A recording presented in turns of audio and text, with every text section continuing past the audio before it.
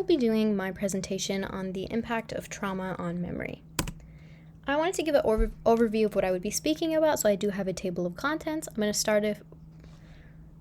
start off with why I chose this topic, go on to my introduction, show my thesis, define my main concepts, and then establish a correlation between trauma and memory, and then have my conclusion. So for why this topic, I am a psychology major, so I knew pretty much right off the bat that I would do something involving psychology. And I did take a psychology class this semester, and we did have a unit on memory, which showed me that I do have an interest in memory as a brain function, which is my second reason. And third, I am passionate about the effects of trauma on memory and mental health, and I think it's an important conversation to have. And finally, from personal experience with people in my family, I have seen trauma that they've had early on in their life affecting their memory to this day.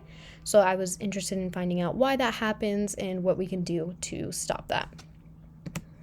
So for my introduction, my purpose for this presentation is going to be to prove that trauma has detrimental effects on memory function. And within this conversation, I'm going to be focusing on the influence of trauma on memory, the effects it has on mental health, as well as the need to prioritize mental health, and the direct correlation between trauma and brain functions. So if we look at the image on the bottom left, we can see some cognitive impairments that may occur as a result of memory disorders. And if we look at the image on the right, we will see how our emotions go hand in hand with trauma and brain stimulus, specifically our anxiety and fear and guilt, and how that can come from our trauma and influence our trauma. So my thesis, this is something that I revised based on the feedback that I got in my essay, and it is that it is important to consider the side effects of traumatic experiences on our mental processes, such as memory, and work to find ways to lessen these consequences of mental health issues. So I thought this did a good job of kind of summarizing what I'm going to be talking about in my essay, which is trauma, memory, and mental health. So I wanted to define three main concepts, the first of which is memory. The image that I have is something that I use as a source in my essay to give me a better understanding of the types of memory.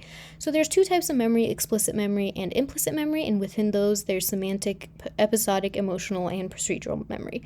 So if you look at the image, you can see each specific part of the brain that is affected by each type of memory and how trauma can affect it. But in this conversation, the two most important types of memory are emotional and episodic memory, because they are more involved with the feelings that we establish because of certain events and how that stays with us. So the second term would be trauma, and there are three important things to consider when we talk about that. So the first is the type of trauma, specifically childhood trauma is a pretty important one. In this case, the star does not mean I revised anything, it's just important. And this is because when trauma happens in the developmental years of an individual's life, it has long-term effects, and it affects them way more deeply because they have not developed enough to be able to deal with the trauma in a healthy way. The other three types of trauma are sexual, physical, and emotional trauma or abuse, and what's important to consider about those three is that they do go hand in hand. So for instance, if you experience sexual or physical trauma, that can almost always lead to long-term emotional trauma, so they do have a connection. The second thing to consider is the severity of the trauma, which has a large effect on how much it's going to affect your memory, whether it'll affect your memory. And the third thing is how it's measured. So in the studies that we look in, the tests that are taken, it is really important to know that the tests were unbiased and that they did a good job of measuring the amount and the type of trauma that somebody experienced. So the third topic that I wanted to talk about is dissociative amnesia, and I do have a quote from one of the sources. It goes as, quote, "Memory loss is a natural survival skill and defense mechanism humans develop to protect themselves from psychological damage. Violence, sexual abuse, and other emotionally traumatic events can lead to dissociative amnesia, which helps a person cope by allowing them to temporarily forget details of the event. With this type of memory loss, a person will often suppress memories of a traumatic event until they are ready to handle them, which may never occur," end quote, Casa Palmera. So this quote does a pretty good job of summarizing what dissociative amnesia is, but pretty much it's just when your brain goes into overdrive because of a traumatic event, which may cause it to alter or forget certain memories.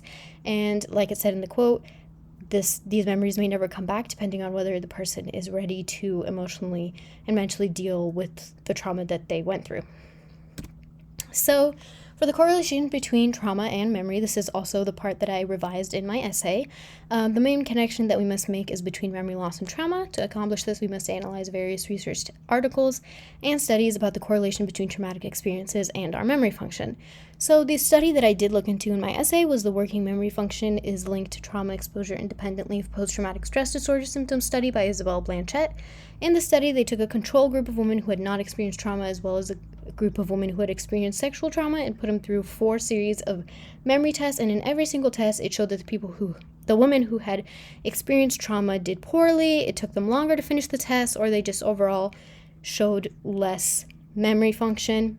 So that showed a pretty distinct link between trauma and memory. If we look at the image, that also shows us a very clear visual way to see that an abused brain versus a healthy brain, there is a lot less brain function in it, especially in the temporal lobes, which is kind of where memory is mostly. So that image gives us a very good idea as well. And this all helps us conclude that experiences with trauma can significantly affect people's brain functions, specifically their working memory. So to conclude, we must kind of look at what we can do now.